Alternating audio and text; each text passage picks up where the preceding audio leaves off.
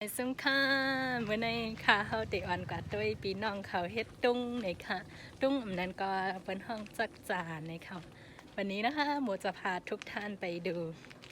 จักจ่าเขาทำพอดีญาตินะคะทำกันเป็นจักจ่าเฮ็ดเป็นจักจ่านะคะเดี๋ยวเราไปดูกันค่ะจักจ่านี้คือจะไว้ท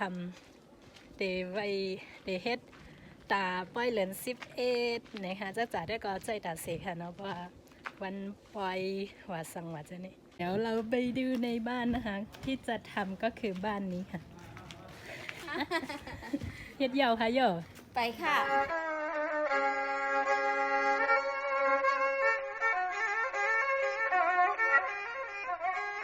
นี่น้าหงน้าได้เฮ็ดจักจ่านี่ค่ะวันนี้เฮ็ดยาวค่ะในหนอdầu đi nè anh liếng anh cái dầu à เมื่อกี้น้องหลีว่าเขาเฮ็ดเต็มเพื่อนเนอะเมื่อหล่อเนี่ยว่ะเต็มเพื่อนทั้งเจเนี่ย tiếng เอ้ย thực chất là มีนางหงค่ะนางน้อยค่ะเฮ็ด hai sòng co quay hết จักจ่าในเปิ้นเอาเฮ็ดสังค่ะ เอาสอุ่นหมอกให้ปักจ้องนะ อ๋อ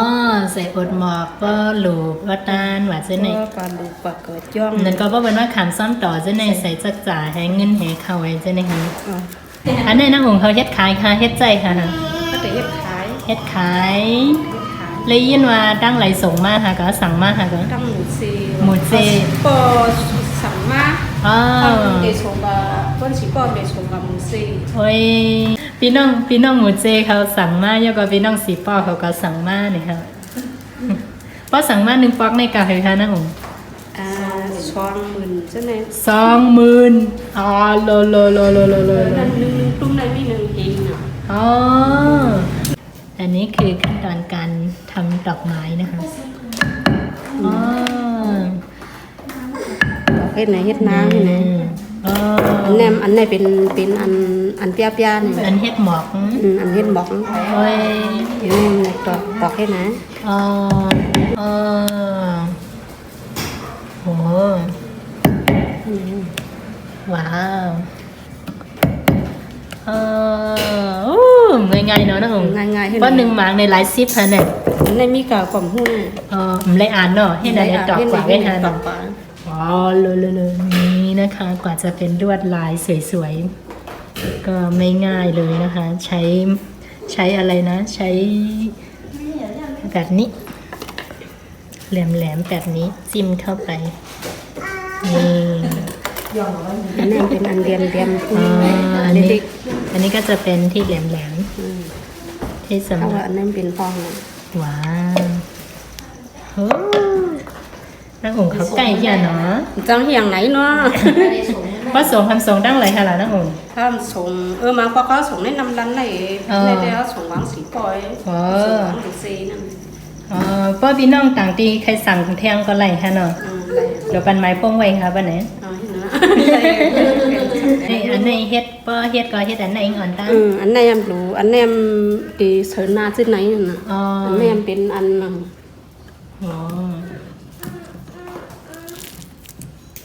อุปกรณ์ที่ต้องใช้นะคะมีไม้มีกระดาษแล้วก็มีกระดาษสาแล้วก็กระดาษสีขาวกระดาษธรรมดานี่แหละค่ะแล้วก็สี ผมว่างเนี่ยจังเนี่ย นี่คือขั้นตอนการทำนะคะนี่เป็นลายเฮ็ดนี่ค่ะ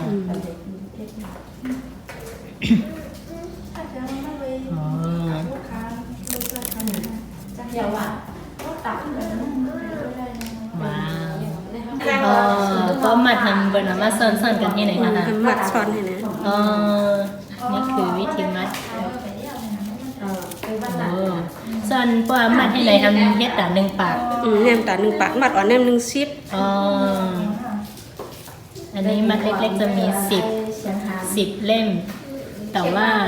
1มัดก็คือจะต้องทำเป็น100มัดนะคะทั้งหมดจะต้องมี100แล้วก็ใหญ่ๆก็คือจะมี 1,000 โห 1,000 ถึงจะได้เงิน 4,000 จัดนะคะ 4,000 จัดตกเงินไทยไม่กี่บาทเองค่ะเสร็จแล้วเน่ยาวะ1 มัดพี่สาวบอกว่าอันนี้1 มัด อ๋อมัดละมี100,000กัน ใน เท่า mặt กับ mặt nương hiển 1,000 này mặt nương hiển ảnh mặt ở em nương bạc อ๋อก็1 เหงเฮ็ดจะแหนมเฮ็ดถือไทยค่ะล่ะ sáng năm nương hiển nhưng năm lại xỉ hiển เงินทำไร4 เหงอ๋อโลนี่ไม่ง่ายเลยนะคะ แต่ว่าราคาถูกมากถูกจริงๆค่ะ เพราะอันนี้จะทำจากกระดาษนะคะ แล้วก็อันนี้ก็จะเป็นไม้แล้วก็ย้อมสีค่ะไม่ย้อมสีเนี่ยเฮ็ดจังถือค่ะล่ะนะผม ไม่ใหญ่สีนั่นนะเป็นไอ้ยังปั้นสี ปั้นสี มันเลยขึ้นยอด เอาขึ้นย้อมแล้วก็ขึ้นตากแดดแทนค่ะเนี่ยเนาะ ยอดnày cóขึ้นต่างเรียน อ๋อ ก็ไม่ได้ของอะไรที่เราถึงละลายมันหนึ่งก้อน อ๋อ เหรียญหลักตัด นี่นะคะในลายเฮงลายปาก เด็ก ค่ะ กาของมัน อ๋อ ไปต้มอ่านด้วย อ๋อมาเดินส้มค่ะนะผม ต้มเหมือนกัน เอาค่ะมาดูนะคะบ้านนี้ก็ทำนะคะก็คือที่นี่จะเป็นสีนะคะดีในก็จะเป็นสีอะค่ะเนาะเมื่อไกลเป็นสีขาวดีในซ้ำเป็นสีก่ำสีของค่ะโอ้หลายๆสีมีหลายๆสีอยู่ค่ะเนาะ โอ้ยอันนี้เช้าเนี่ย อ๋อเฮ็ดเยาเฮ็ดมาหลายวันแล้วค่ะ เช่นมาเลยเดี๋ยวว่าเราเนี่ย 8 วันโอ้ไม่ทำซีดีไรค่ะล่ะ ไม่เลยเอาไม่เถื่อน เอาในเถิดมาที่นี่พี่สาวบอกว่ากาวไม่ต้องซื้อนะคะ ก็คือหุงเอง เดี๋ยวเรามาดูพี่สาวจะอะไรนะพี่สาวจะทำก่อลูกมีก่อในใจเอียงค่ะใจข้าวหังเฮ็ดค่ะ ของข้าวเหนียว พร้อมข้าวเหนียวว้าวพร้อมข้าวเหนียวแฮก็ได้ไรเตาที่ไหนดิค่ะเนี่ยเนาะ เอาดีไหนกินกับชุบเหี่ยว แล้วจะในก่อในกล่อมไรใจค่ะว่านะ เอาไก่ก็ไล่เอา อ๋อไม่ธรรมดาเลยนะคะขั้นตอนการทำกาวนะคะ ก็คือทำจากผงข้าวเหนียวนะคะ แล้วก็เอามาตั้งไฟใส่น้ำแล้วก็ตั้งไฟแล้วก็คนไปเรื่อยๆแล้วก็จะได้เป็นกาวนี่คือไม่ซื้อนะคะ วิธีเก็บกาวไว้นานนะคะ ก็คือจะต้องใส่ที่เปรี้ยวๆมะนาวก็ได้มะขามก็ได้ค่ะได้แล้วค่ะกาวธรรมชาตินะคะและยกค่ะก่อน ภาษาไทยไม่แน่ใจว่าเรียกอะไรถ้าเป็นภาษาไทยใหญ่เรียกว่าจักจ่าพอเจอได้ไลน์เนี่ยง่ายๆค่ะเนี่ยนะดูขั้นตอนการทำนะคะ ตั้งแต่เริ่มแรกเลย ลายนาลายเนี่ย อะไรมาเฮ็ดง่ายหนาเนี่ยนะมาตัวมาลายเอาง่ายๆค่ะน้องเนี่ยจักดอกมันก็เพราะในเนี่ยเนาะค่ะ จักดอกในหนึ่งลืนในราคาเห็น อ่า ผู้ลืนเหยียบกลุ่มลืนเหยียบได้ทำไรวันนึง ลนี่ได้แล้วนะ เป็นห้องกว้าง ที่ไหนอยากสังเกตมาเต้น ที่ไหนเราไปจับนั่นอ่ะ ใส่หาง อืม ของเฮ็ดไว้จ้ะล่ะ ยามมือยังไปยิ่งไปยามเลย เฮ็ดมาหลายปีอ่ะ อย่าเฮ็ดกินให้ไหม เฮ็ดปีไหนจือหัง เงินพออ่ะ จือหัง เงินพอ เงินผอม อ๋อ นี่นะคะก็คือใส่กาว ที่นั้นขอแย้มให้เขาหน่อย นี่ ว้าวโอ้ นี่มันสีเหลืองไปยอง ป้าเฮ็ดหลายวันจังได้หลายๆเฮงฮะเนี่ย ใช่หาวันเลย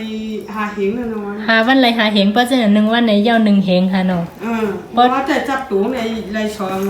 จะชามเหงว่าจับตูวันเขาจับตูหลายอย่างวันเขานี่เนี่ยเฮ็ดวันนี้ อ๋อเฮ็ด1 วัน1 เมลป้าใจข้าวดังหลายวันค่ะ ในข้าวตังเปียดวันนึงเนี่ย ใจข้าวดัง8 วันต่อป้อยาวฮะเนาะอ๋อ ในเกาหลีนั่นดีกว่าชีโป้อ่ะ สีป้อนี่นะคะจะส่งไปยังสีป้อนะคะ เขาสั่งมาจากกาเฮยค่ะ ช่องมือว่ะ 20,000ใครสั่งมาแทงก็ไหลค่ะเนาะ ได้ ป้าใครสั่งมาแทงก็ไหลนะคะทั้งในฮับเฮ็ดสักจ่าฮับเฮ็ดตุ้งว่าจะในค่ะเนาะตุ้งได้ต่างบอกไกมาถ่าย จบเป็นมากละ อ๋อค่ะว่าเจนั้นก็จบมือหาเต็มมือก่อนค่ะ น่ารัก ตอนกลางวันนะคะก็จะมีญาติพี่น้องมาเที่ยวแล้วก็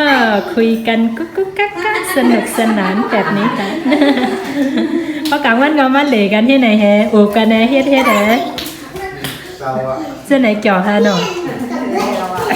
หนึ่งนะคะเรามาดูอีกบ้านหนึ่งค่ะทำมาต้วยเทียงเฮิรนที่ในเฮ็ดสังไหนที่ในศาลเฮียงค่ะก็น้องสวยเ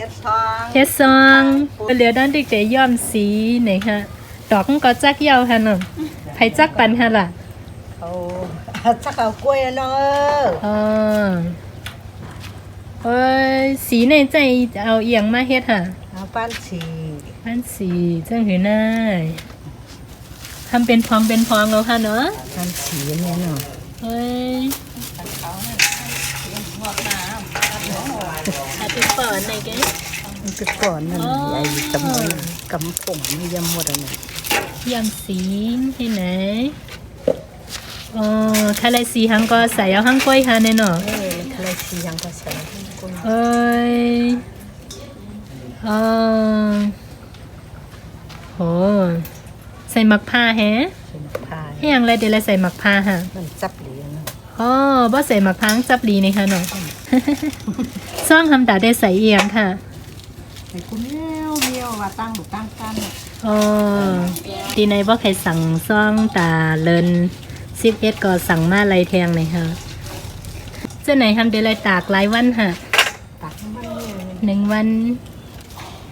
อ๋อนี่คือขั้นตอนการย้อมสีนะคะ สีก็คือจะเป็นผงอ๋อ เราอ่านของ ว้าวเราเดียวเรากูเสียตาหนักค่ะเด้อ ไม่เหี้ยมันที่ไหนน้องหนา คือด้านในค่ะ พี่ชายกำลังสารซองเดี๋ยวกล้องหยุดลีฮันนี่คือขั้นตอนการเริ่มสารซองนะคะนี่เป็นไล่ตีสารซอง ไล่ตีสารซอง อ๋อ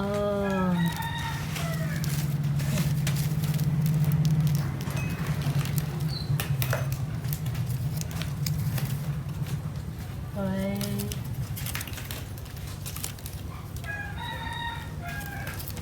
เหมือนเจิงลาวค่ะนะ เห็นไหมเอ๊ะ แน่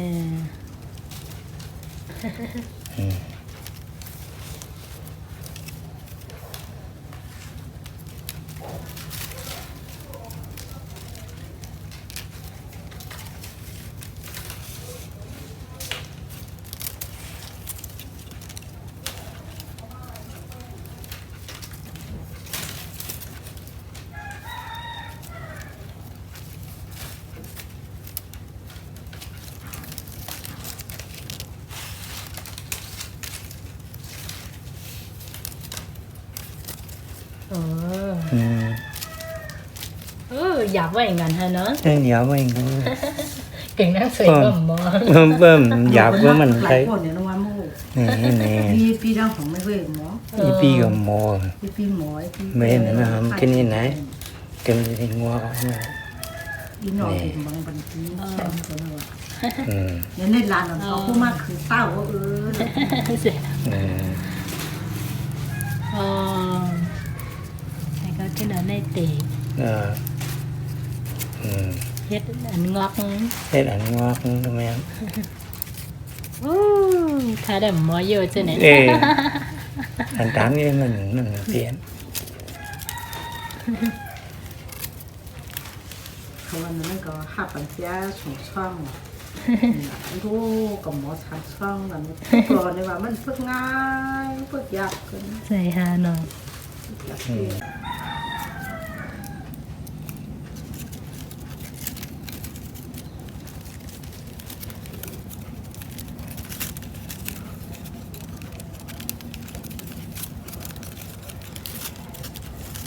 อ๋อ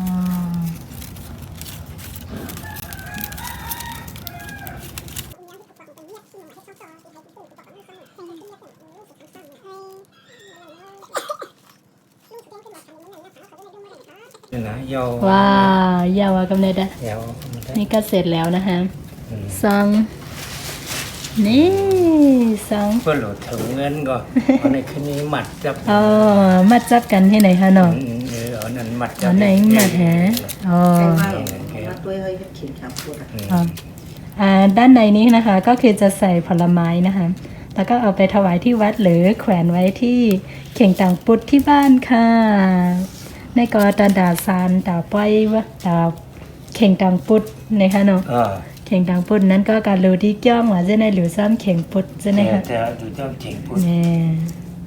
อันเป็นใกล้กับหอยซ้ำจ้องซ้ำหังจะนั่นค่ะนะ แต่คอยซ่อมขิงขับพูดเท่านั้นเนาะ สวยมากนะคะ สวยจริงๆ สวยมากฮังดีเป็นไซ นี่เด็ด เขาจะได้จัดสักดอกแหนไม้ย้อมสีเพียงไงตากเพียง ให้ค่าแดด พี่สาวบอกว่าอันนี้นะคะ ถ้าหากว่าเป็นวันก่อนออกพรรษานะคะ ก็คือจะมีคนมาสั่งเยอะมาก มี3 ผักโลง่ายๆค่ะเนาะ ง่าย โอ้เฮียงกับง่ายๆ ๆ เอ๊ะ งมง่าย เฮ็ดจักจ๋าก็คือถามว่าง่ายเนี่ยมาด้วยไล่โลมาเพราะความเคยกึ่งตั้งกลางเนาะค่ะเนาะความต้องการของตลาดเลยนะคะ มีเท่าไหร่ก็ขายได้หมดเลยค่ะ เพราะว่าทุกบ้านที่เป็นคนไทยใหญ่หรือศาสนาพุทธของในรัชฉานนะคะ ก็คือจะทำทุกบ้านเลยค่ะ